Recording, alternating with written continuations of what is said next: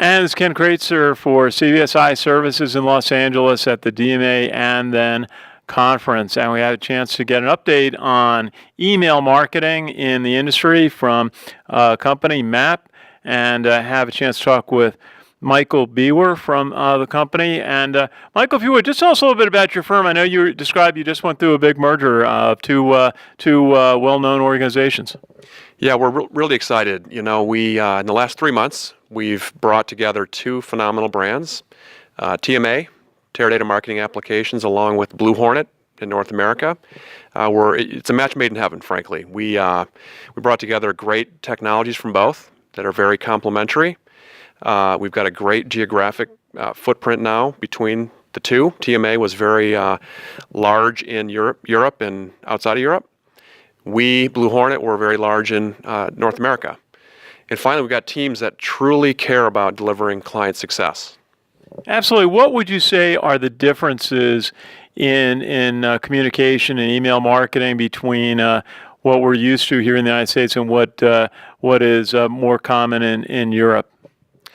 Well, and Sean can play a role here too. I think there's a lot of similarity with the brands that we serve.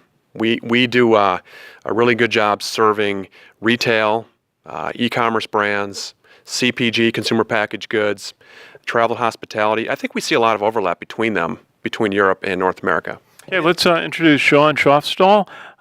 Sean, good to see you. Tell us a little bit about first about that point about differences or similarities between email marketing in Europe and in the United States and North America. So the biggest thing is that with many of these brands, they are global brands, and so they want to get their message out, whether it be in Germany, in the US, in Russia, or in the UK.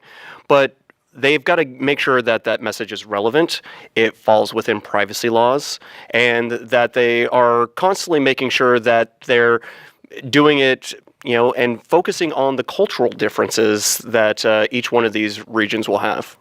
Absolutely, and you were highlighting for us a study that you've been doing for the last 5 or so years about consumer preferences for email, and certainly how a lot of big changes. What were some of the points of the study that really stood out for you? Well, yeah, this is our 5th year doing our consumer view survey. And, some of the big things that we started to see is big divergences in the different generations and how they interact with messaging. Mainly, and I think as an email marketer, you'll start to see that mobile has changed the way we do a lot of marketing.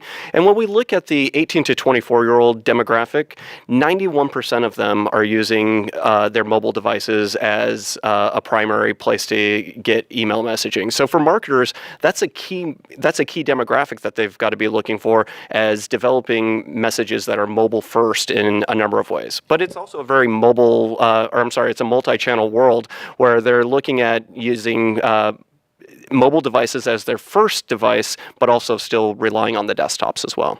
Very good, and you were describing a little bit about a practice called responsive design, making email responsive to customers' interests and requests. How do you see good practices in that field, in that topic? Yeah, so we talk about two things, responsive design and personalization. So responsive design is making sure that you have the right message that works on the right device that a customer's viewing your message on.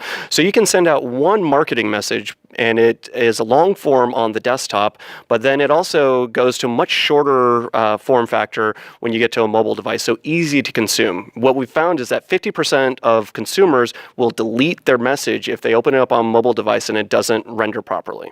So then the other part of it is personalization, and beyond just putting in somebody's first name or last name, it's actually personalizing around what kind of content based on their actions or their preferences that they've actually been telling the brands about.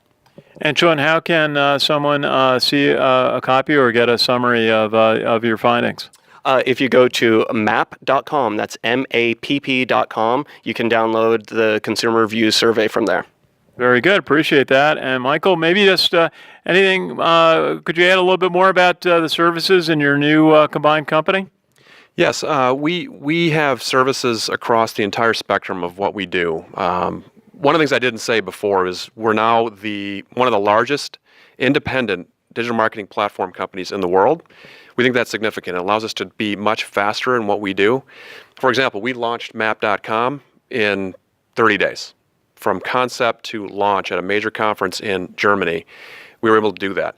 We also offer services like interactive services, so we can help bring the whole picture together for a marketer, from the email all the way through interactive targeted display and everything in between.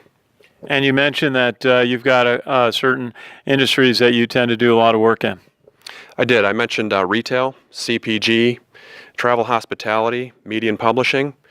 We're very strong in those industries, especially those companies that do a lot of e-commerce. Very good. Well, I want to thank you both for the excellent briefing on email and the summary of the study that Map.com sponsored with the Direct Marketing Association, and appreciate hearing all that important information. This is Ken Kreitzer for CBSI Services at the DMA and then conference in Los Angeles.